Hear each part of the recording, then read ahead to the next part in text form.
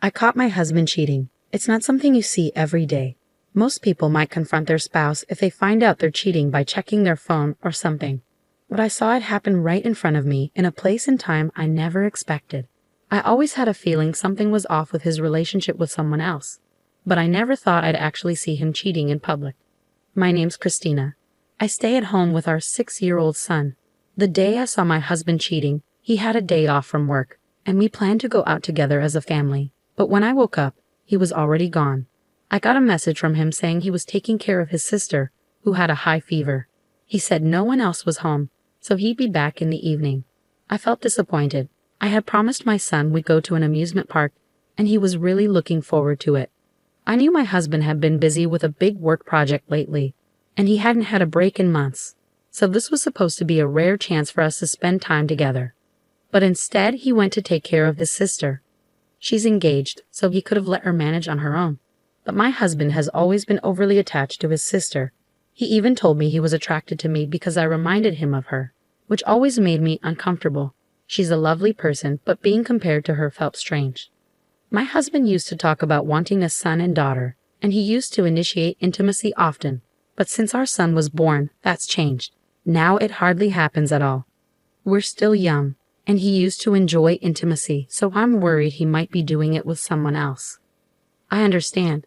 Forgiving someone for betraying your trust can be really tough. But what's even more frustrating is that my husband seems to vanish even on his days off, like today. It wouldn't hurt for him to spend some time with our child once in a while, right? Our kid adores him and gets upset when he's not around.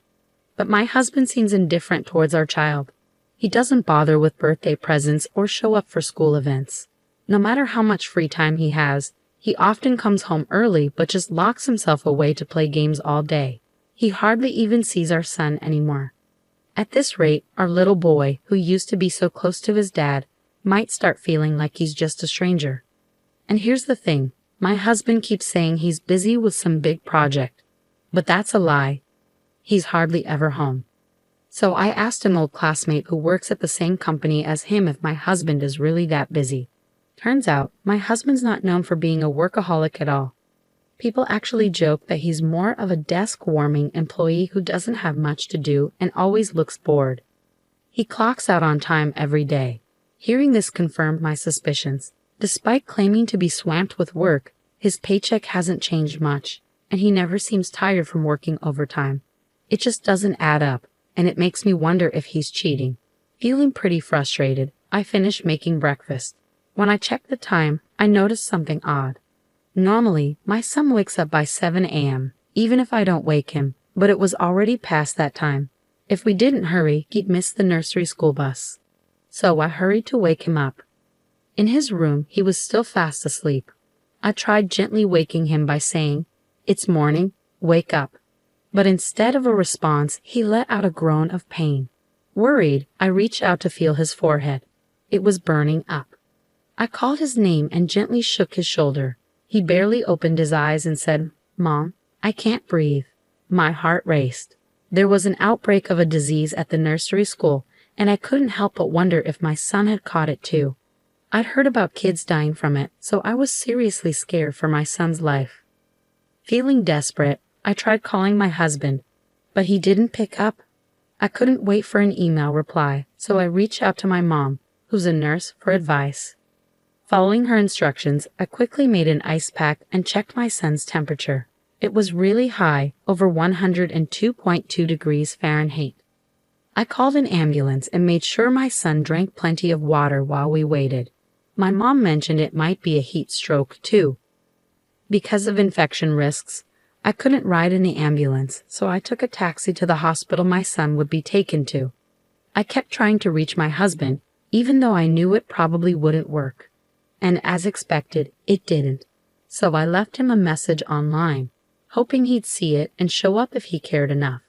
At the hospital, I waited outside the emergency room, praying for my son's quick recovery. In the past, I lost my father after he was rushed to an emergency room. I couldn't shake the fear that the same might happen to my son.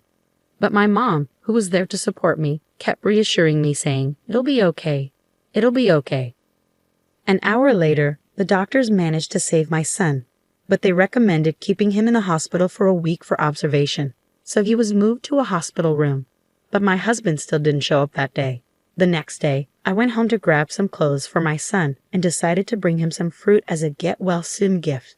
I also wanted to thank the doctor who had helped us. As I passed by the emergency room, suddenly, the area erupted into chaos. I noticed the commotion and thought I might be in the way, so I decided to delay my thank you to the doctor. Just as I was about to head to my son's room, I saw a man and a woman on stretchers. They were barely covered with a thin blanket and looked almost naked. "It seems they're still stuck together," someone commented. "It looks like it happened during intercourse."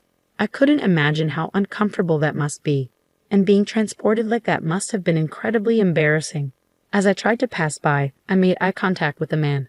Normally it would have been an awkward moment, but this was different. I was stunned because the man was my husband. "What are you doing here?" I blurted out in surprise. Well, I caught my sister's cold, and my husband stumbled over his words. I was completely thrown off. What were the chances my husband would be here, especially right after my son was admitted yesterday? Why was he naked and being wheeled in? And who was the woman with him? My mind was racing with questions. In the midst of my confusion, I locked eyes with the woman beside my husband.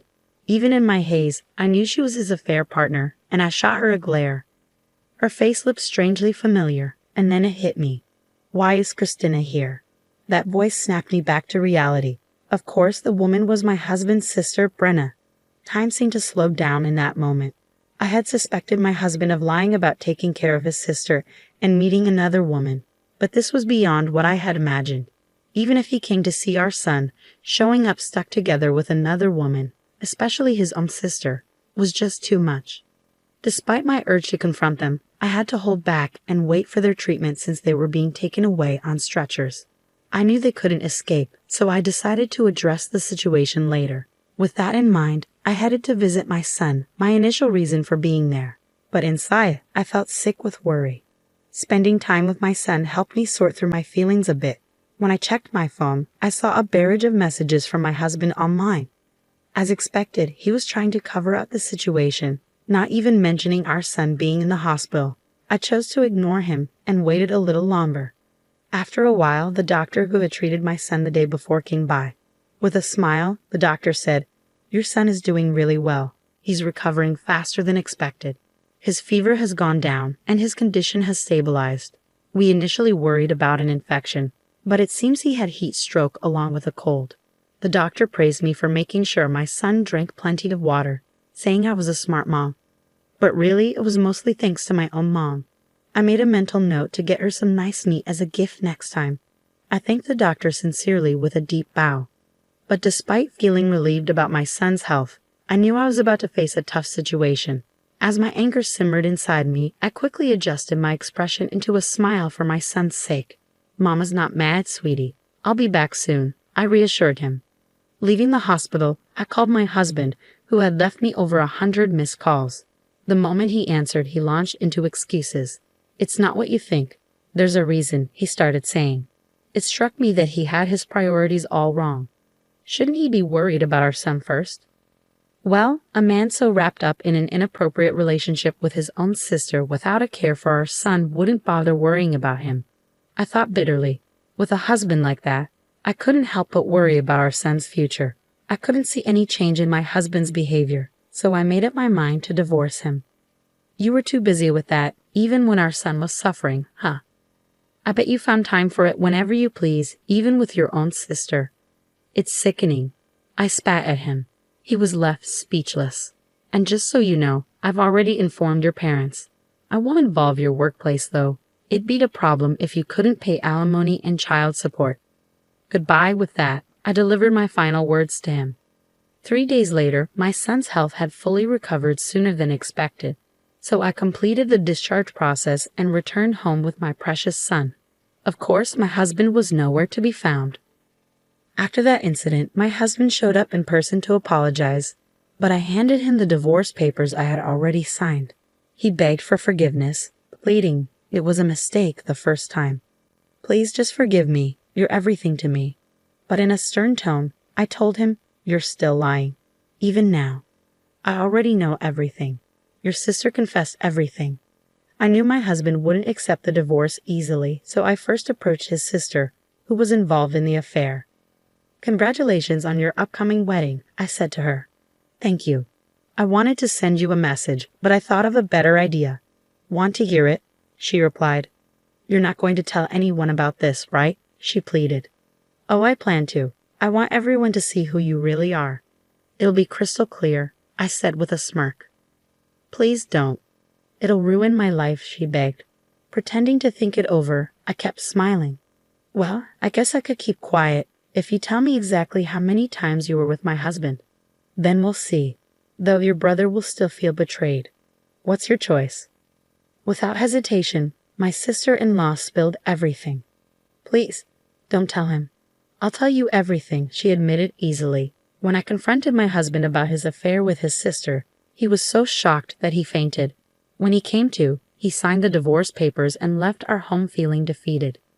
I hired a lawyer to handle our divorce proceedings, demanding custody of our son, alimony, and child support from my husband.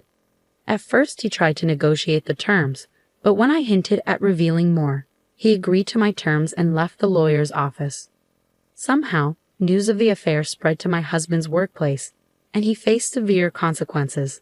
A month later, he lost his job and had to take up a job in a food factory, putting strawberries on cakes to make ends meet. At the factory, he became the subject of gossip among younger colleagues, making him feel uncomfortable. Meanwhile, despite me not revealing the truth, my husband's sister's engagement was called off, and her reputation suffered. It turns out her boyfriend suspected her of cheating, just like I did, and hired a private investigator. She had to pay a hefty sum as compensation for the broken engagement and now works at a nightclub. Recently, her ex-boyfriend gave me a photo of them together, saying, "Keep it in case you need it." I was taken aback by his audacity, but I stored it away, just in case my husband tries anything. I'll use it if necessary. For a fresh start, I moved back in with my parents and am raising my son with their support. They're sad they can't see their grandson often, so they offered to help as much as they can. I'm grateful for their support, but I'll only rely on them when I really need to. It's amazing how my son has been in perfect health since that high fever, almost like it never happened. He's even received awards for perfect attendance for 3 years straight. He seems to have completely moved on from his biological father and is enjoying life to the fullest. That brings me more joy than anything else.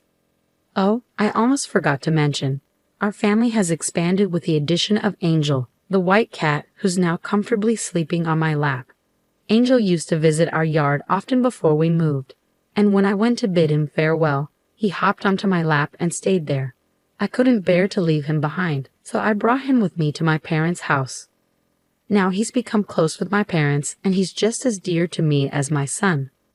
Looking ahead, I want to witness my son's growth alongside my parents and Angel. As I sit here on the porch, gently stroking Angel, that's what fills my heart with warmth and contentment.